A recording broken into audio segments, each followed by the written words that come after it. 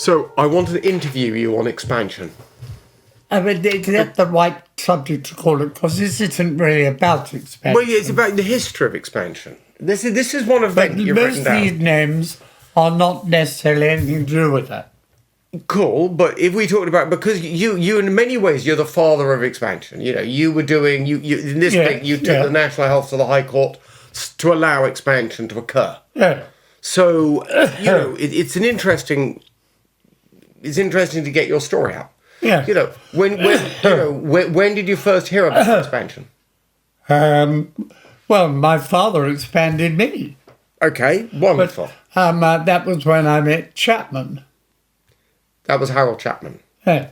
Okay, who treatment planned you? Yes. My father. He was my father's professor. Was he the one who recommended taking 4 teeth out? I think I had treatment with expansion. When you were younger? And it didn't provide enough space. I was breathing from my mouth the whole time. Yeah. And so they then decided I would have to have 4 premolars removed. Yeah, wonderful for you. I don't even remember. No, I don't remember you treating me much at all. So, yeah, you know, so much for the stress of it. But so you were aware of expansion. You were aware expansion could exist. Did you do any expansion when you were at university yourself? Did you do in the cases? Remember. I mainly used here. I plunged straight in to functional appliances, and they weren't using much expansion. No. But you said that I've heard you tell me that in your grandfather's time it was really very common to do expansion. Because I remember, you know, I've even researched it. It was routine.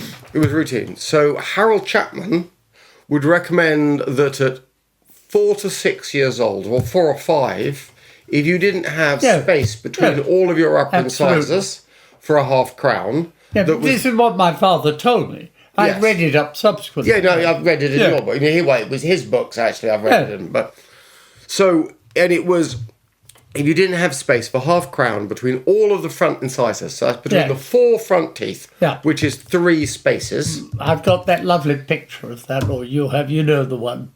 Great big wide smile. Yeah, big wide smile. But that was considered, I presume that was relatively rare at the time. Because if they were suggesting... I think it probably was. As you frequently say, I think more common then than now. What was more common then than now? Spacing between the incisors at 5. Yeah. So Harold Chapman was saying that if you didn't have all of the space, which just between the incisors would be 6 millimeters, you were going to, if you didn't have that much space, you would have problems in the future. Yeah. Cool. And thus, he would recommend a burst of expansion. Yeah. And could you go into that a little bit more? So what would they do? They used to use a Babcock screw in those days and expand, I think, about 5 or 6 millimeters. Cool. And then they held the appliance permanently, or what do they do next? I seem to remember from personal experiences that I wore it about 6 months afterwards. Okay, well, your personal experience wasn't good. I remember you telling me, or recommending people should do 3 to 4 months of expansion, wearing it full time, 3 to 4 months of retention, wearing it full time, 3 to 4 months of wearing it only at night, and then stop wear. Yes, but you're asking me what I did myself. Yes, exactly. So that is confusing. You know, I don't remember. You don't remember the protocol your grandfather had. No. But when I know you've told me that when you took over your grandfather's clinic, you'd found a lot of expansion cases. Yes, because he had good models, good records. Yeah, and so tell me about that. Well, I just sat down, and I'd been told at school that it was a waste of time to expand because it always relapsed, and that was the standard teaching. And virtually nobody expanded. The health service at that time would not even approve of your expanding case. So I did some research, very basic stuff. I just measured how the intermolar width before treatment, after treatment, and then a year or two later. And I was amazed to find out that, yes, they routinely relapse just as I've been taught, but the relapse was often only 1/3 and quite often only half of the expansion. I then read the work of Skeller, who I mentioned there, and he did research with metal implants. And he said quite clearly that when you expand, quite a bit relapses, but in fact it is the teeth that relapse. The tilting of the teeth relapses and they go upright, but the width gained in the centre of the vault is stable, does not relapse. So what people would refer to as the skeletal element doesn't relapse? Well, yes, but of course I didn't work that out looking at my father's models. That I read late. Well, I attended meetings and I met Skeller. He was using implants like Bjork. Well, Bjork and Skeller worked together. Yeah, they did. So But this paper was just a paper by Skeller. Yeah, the paper that Skeller, you said that's 1964. Well, that's what I said it was. So roughly, what's this time period when you're looking at your father's expansion? Would have been in the early 60s. Around this time. Yeah. So when did you go to join your father's practice? Now he had a heart attack, if I remember. He did. He died in 55. 55. And I joined in 57. So but remember, at that time, I was doing surgery. So you'd been doing surgery at East Grinstead? Well, I trained and I was a surgeon. I considered myself. It was then, after all the reading, that I became interested in orthodontics. And I then decided to switch from surgery to orthodontics. So now, Harry, so in 57, you've joined your father's practice. Yeah. My grandfather's practice. Yes. You're still focused to be a surgeon at this point. Yes. So you've taken a bit of a stopgap period to go and help out at your father's practice after he died. Yes, I worked there for quite a while. But this is 2 years after he died. Yes. So what happened to the clinic in between? Peter Kershaw came in and joined and ran it when I wasn't there. Okay, so Peter Kershaw actually worked at the clinic for longer than you did? Yes. Okay.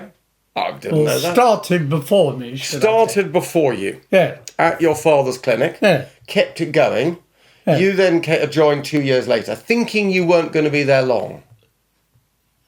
I don't know that I thought anything in particular. Well, I thought you wanted to do the surgery. But at that time, I was only doing part-time orthodontics. So where were you doing part-time orthodontics? I went to University College for just 1 day a week. So you've now made the decision. I know that was in 1964. That's when I first started really taking an interest in orthodontics. Okay, but I thought you started at your father's clinic. Well, I was doing 57. Orthodontics because he had lots of orthodontic cases. Okay, so having taken over in 57, you were doing a lot of orthodontics simply because you had all these orthodontic cases. Yes, but I found it interesting. Cool. So you found that interesting. And what sort of orthodontics you were doing? You were mainly this early interceptive. Removable appliances with spring wires to move the teeth. Very primitive Very primitive stuff. But then, do you notice a notable worsening in orthodontic problems? No.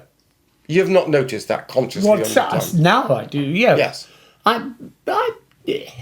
I think of it, but I wouldn't say I could have noticed it. Because it's glacially changed. I think looking at all the evidence, one thing and another, it's probably happened. It's probably more visible to you than to me. Yeah, possibly. Maybe. Possibly. Anyway, I've never made a point of that.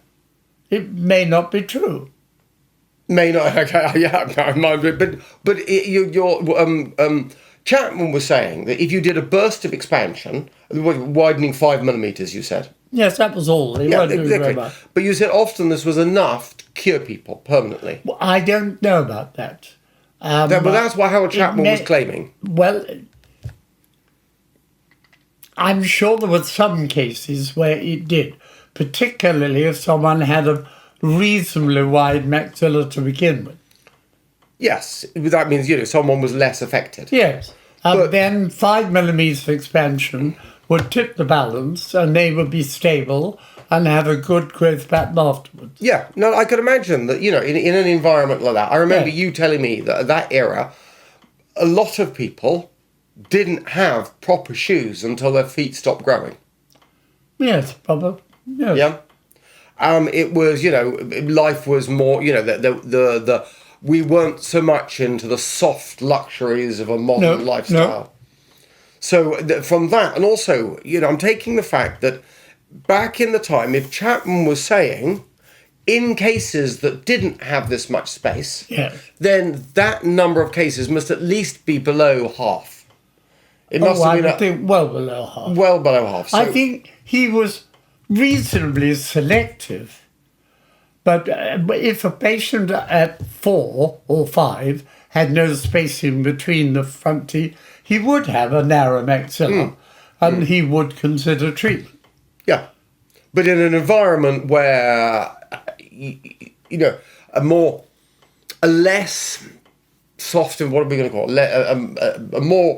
An older style environment, this was enough to tip people, or enough of them. I don't want to get drawn into this issue as to whether it was worse then or not now, because I have no idea.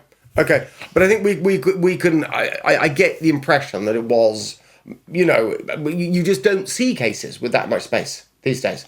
No, you never see them, I do agree with you. To say. And so I'm inclined to agree, but I've got no evidence, and I don't think I'm wrong, but I wouldn't want to say that.